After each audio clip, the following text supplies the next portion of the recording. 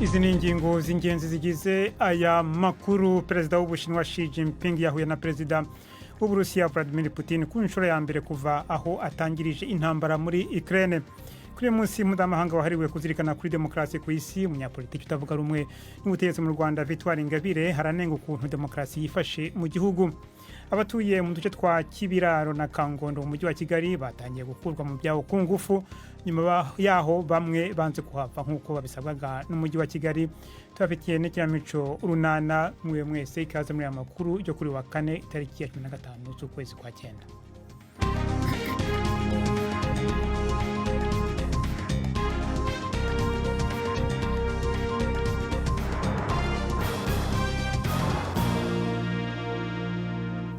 Perezida w'Ubushinwa Xi Jinping yahuye na perezida w'Uburusiya Vladimir Putin ku nshuro ya mbere kuva abatangirije intambara muri Ukraine. Mu magambo yavugiye ku mugaragaro, perezida Putin yavuze ko hashima cyane icyo yise umurongo utabogamye Ubushinwa bugenderaho ku kibazo cya Ukraine, ariko nanone yanatangaje ko Beijing iki kibazo gifiteho ibibazo kandi ko kiteye n'impungenge. Bwana Putin nta bisobanuro yatanze kuri ibyo, ariko bisa n'ibisobanuye ko Ubushinwa bufite aho bugarukira mu gushyigikira intambara y'Uburusiya.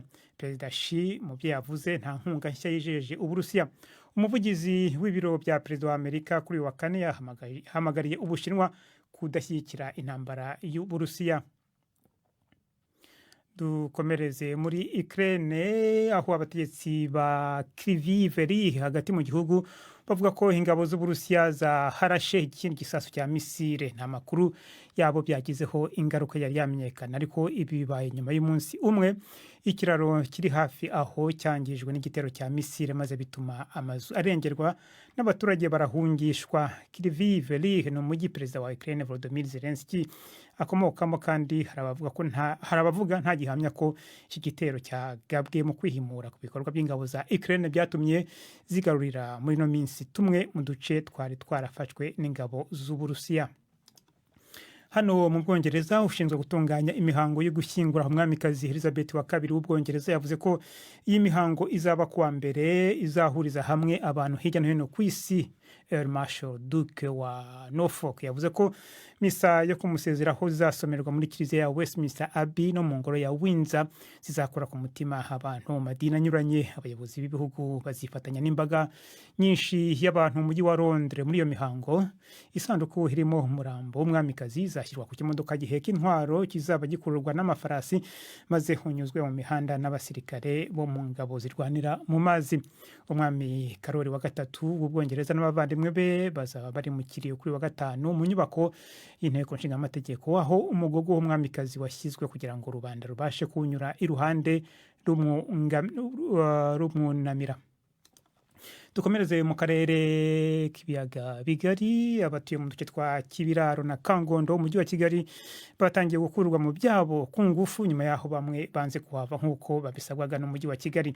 Kuva mu rukerera rw'uyu munsi, abapolisi benshi bitwaje intwaro bari bagose ako gace. Nta muntu wemerewe kwinjira cyangwa ngo hasohoke. Umujyi wa Kigali uvuga ko abaturage bagomba kuva ahantu kugira ngo hubakwe bihuje n'igishushanyo kigezweho cy'umujyi mu nyungu rusange. Gusa bene ubutaka bo bavuga ko iki ari igikorwa kigamije inyungu z'abantu ku giti cyabo. Bavuga ko biteguye kuva aho hantu, ariko babanje guhabwa ingurane ihwanye n'agaciro k'imitungo yabo. Navuganye na munyamakuru wacu uri Kigali Jean Claude Mwambutsa uri mu kurikirana inkuru, mbanza kumubaza uko yabonye ibintu byari byitwaye uyu munsi. Jacques, nakubwira ko hariya muri kariya gace ka Kibiraro na Kangondo ni agace kari mu gace kitwa Nyarutarama. Ni ahantu hazindukiye abapolisi benshi cyane bari bakagose. Wabonaga abapolisi bakazengurutse bitwaje intwaro, ibimodoka by'igipolisi nabyo byagaragaraga ahantu henshi, ndetse hari n'amakamyo ndetse n'amabisi bigaragara ko yari yiteguye gutwara bariya baturage. Nta wasohokaga yaba muri iyo midugudu, nta n'uwinjiragamo. Wabonaga ko ubuzima busa naho bwahagaze. Uravuga ko abapolisi bahagose. Ese ibi byagize ingaruka ki ku baturage batuye muri utwo duce? Uko bigaragara, kuba abapolisi batemereraga abaturage gusohoka cyangwa ngo binjire byahungabanyije imibereho yabo y'ubuzima ya buri munsi. aba n'abaturage twaganiriye mu masaha ya mbere ya saa sita gatoya umva uko bambwiye. Njye bamamagaye nari nagiye mu ntara ngenda umushoferi mujya kumamagara umbwira ko ahantu hose bagose nta gusohoka nta kwinjira. Ngenda atuye bana mushiki wanjye afite imiryango 10 akodesha ibamo abantu yinjiza 210. Tukagera n'indi nzu y'ibyumba 3 na salo tubamo. Nabuze buryo kininjiramo wenda njye kubabwanira dukusanya ibintu tugenda abandi bari tujye kuba twahicara. Abari imbere amazi si bemerewe kuvoma, waraye atavomye si yemerewe kuvoma. Umuriro bawuciye ntabwo wabona naho hahira. Mwambutsa aho hari mu masaha ya kare waba washoboye kumenya niba hari icyahindutse ku mugoroba? Mu masaha y'umugoroba mu kanya gatoya niko navuganye n'umuntu umwe uri imbere muri midugudu, ni ukuvuga ufungiranywe udashobora gusohoka. Yambwiye ko ugereranyije no kubinjira bivuze mu gitondo nta kintu cyari cyagahindutse cyane, uretse ko ahubwo yambwira ko hari abapolisi benshi bagendaga biyongera, ndetse ko babonaga ko n'imyitwarire yabo igaragaza ko bashobora kuba bari kwitegura ikintu gikomeye. Biriya bibakingira ubu nibyo bafite, mbese nk'abiteguye intambara ikomeye cyane. Umuntu ashobora kubibwira utari kubireba akavuga ati subwo birashoboka kuva mu gitondo ubu kuba nta soko ryafunguye ryarindi rya hamwe munsi y'akagari ryo banarishenye. Mbese ni ukuvuga ngo umuntu wabashije kurya ni umuntu waba yari afite agastoke, ariko undi muntu utari ufite agastoke kugira n'isaha nta kintu arabona. Ubu ni agahinda gakomeye cyane, abana bafite ubwoba, umugore nawe afite ubwoba. Aba baturage barasabwa kuva muri aka gace bakajya mu Busanza. Waba washoboye kumenya niba hari abemeye kugenda uyu munsi? Uyu muturage tuvuganye mu kanya gatoya gashize yambwiye ko nta baturage benshi bagiye.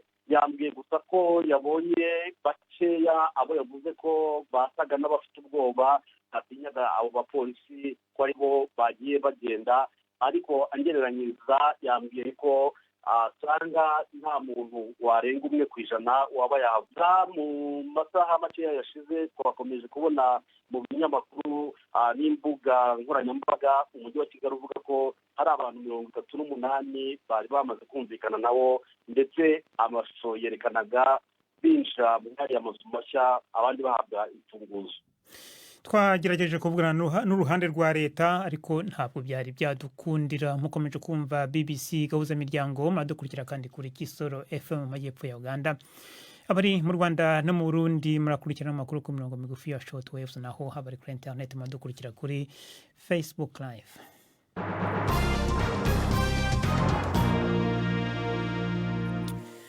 Mu gihe bakidutunganyiriza ya nkuru nababwiye tugitangira uyu munsi mu mpuzamahanga wahariwe demokarasi ku isi, tariki ya 15 z'ukwezi kwa 9 ni tariki ngaruka mwaka yitiriwe umunsi mpuzamahanga wa demokarasi. Ni umunsi umuryango w'abibumbye wageneye gusuzuma no gushimangira amatwara ya demokarasi ku isi. Kuri uyu munsi imitwe amashyirahamwe anyuranye ku isi ategura ibiganiro n'ibindi bikorwa bigamije kwamamaza no gushimangira demokarasi. Ni muri urwo rwego urubuga rwa internet rwa televiziyo ya Al Jazeera rwasohoye inyandiko ya Victoire Ingabire, umunyapolitiki wo mu Rwanda utavuga rumwe na leta uyoboye ishyaka Darufa Umurinzi ritaremerwa n'amategeko y'u Rwanda. Muri iyo nyandiko Ingabire haranenga imikorere ya demokarasi yemejwe mu Rwanda mu biganiro byabaye guhera mu mwaka w'1998 kugeza mu mwaka w'1999 yitwa Consensus Democracy, bishatse kuvuga demokarasi yumvikanyweho. Mu kanya kashize navuganye na Victoire Ingabire ntangira mubaza aho ashingira anenga iyo demokarasi. Iyo demokarasi ubundi cyari igamije ko ari gufasha gushyiraho ubuyobozi butuma abanyarwanda igihe kinyuranye bazajya bagira igihe cyo kuganira kugira ngo barebe mbese ubuzima bw'igihugu. Mu nyito yayo ubundi iyo demokarasi ni nziza, ariko mu bikorwa ntabwo ariko byagenze. Uko imyaka yagiye ihita usanga FPR n'uyu munsi ravuga ngo ndi moteri, ugasanga ari amashyaka bakorana ubwayo ntabwo abanyarwanda bajya bayumva. Tujya nibaza niba nabaho abana mu nteko nta kintu tujya twumva. Kandi ubundi iyo demokarasi yumvikanyweho ikivuga nuko abagize ubwiganze mu majwi mu gihe cy'amatora bamenya no gutega amatwi abatagiye mu matora cyangwa abatagize ubwiganze mu matora, kugira ngo ibyo bitekerezo buri bose batanga bifatanye kubaka igihugu. Ubundi ubwayo yari nziza, ariko uko ubutegetsi bwa FPR bwagiye buhindura byatumye mu by'ukuri ahubwo dusa nkaho tuba mu ishyaka rimwe. Niyo mpamvu mvuga nti igihe kirageze cy'uko FPR yumva ko iyi demokarasi yumvikanyweho mu bwiza bwayo igomba kuvugururwa. Ariko uzi ko amashyaka yemewe ari mu ihuriro ry'imitwe ya politiki, aho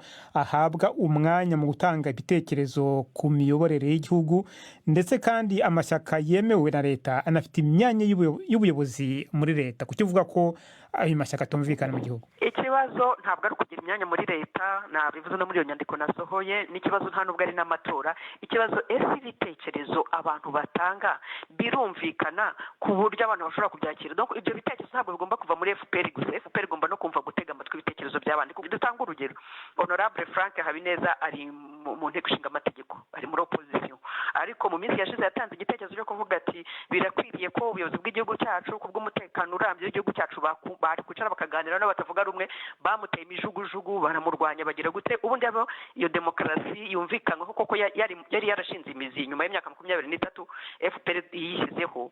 Ntabwo igitekerezo cya Honorable Frank cyatanzwe ntabwo ariko biba byaragenze. Abantu baracyakira bakavuga bati nibyo koko ese tukiganire kugira ko muri demokarasi yumvikanyweho abantu batanga n'ibitekerezo byabo binyuze mu itangazamakuru ryigenga. Ubundi muri demokarasi yumvikanyweho kirakirwa, abantu bakakigaho bari mu nzego z'ubuyobozi. Ibivugwa ni bya FPR. Uzarebe niyo bari mu njye navuga ndi nari amashyaka, ahubwo nakwemera ngabo mu Rwanda shyaka FPR, aho kuvuga ngo ndi muri PSD cyangwa PR, hanyuma ugasanga FPR uzarebe bakoze inama bavuga ibi twageje ku banyarwanda, twageje ku banyarwanda, bavuga ko FPR batubwira ko ifatanyije n'andi mashyaka uruhare rwayo ni uruhu, ugasanga ntarwo. Uruhare rwabo ni ukuba abaminisitiri, ni ukwicara mu nteko ishinga amategeko, ariko nta ruhare rwabo tubona muri politiki. Iyo demokarasi rero yumvikanyweho ntabwo ihari, ibihari ni ibya FPR. Bari muri iyo nteko nshinga amategeko, kandi iyo nteko nshinga amategeko yatowe n'abaturage. Ibyo rero abanyarwanda byo kuvuga ngo dufite abadepite bavuye muri ishyaka anyuranye nibyo nenga nyine.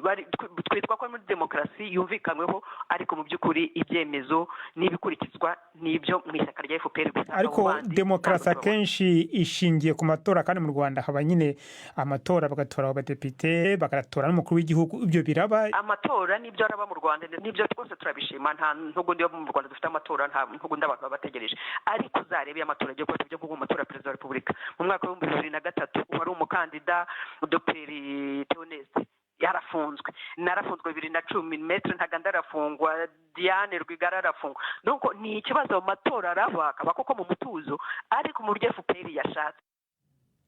Twagerageje kuvugana n'abategetsi b'u Rwanda kuri icyo kibazo, ariko ntibyashobotse. Mbere yo gusoza reka mbabwire ko umuryango mpuzamahanga uhanira uburenganzira bw'ikiremwamuntu ku isi, Amnesty International, usaba abategetsi ba Zimbabwe kuvanaho ibyaha bashinja abanyeshuri biga muri kaminuza bigaragambya bamagana izamuka rikabije ry'amafaranga y'ishuri. Abanyeshuri 14 batawe muri yombi kuwa mbere, maze bashinjwa imyitwarire irimo akajagari. Barekuwe bamaze kwishyura amafaranga y'ihazabu, cyangwa se bemerewe kurana bari hanze. Amafaranga y'ishuri muri kaminuza ya Zimbabwe hamaze kwikuba inshuro hafi 10.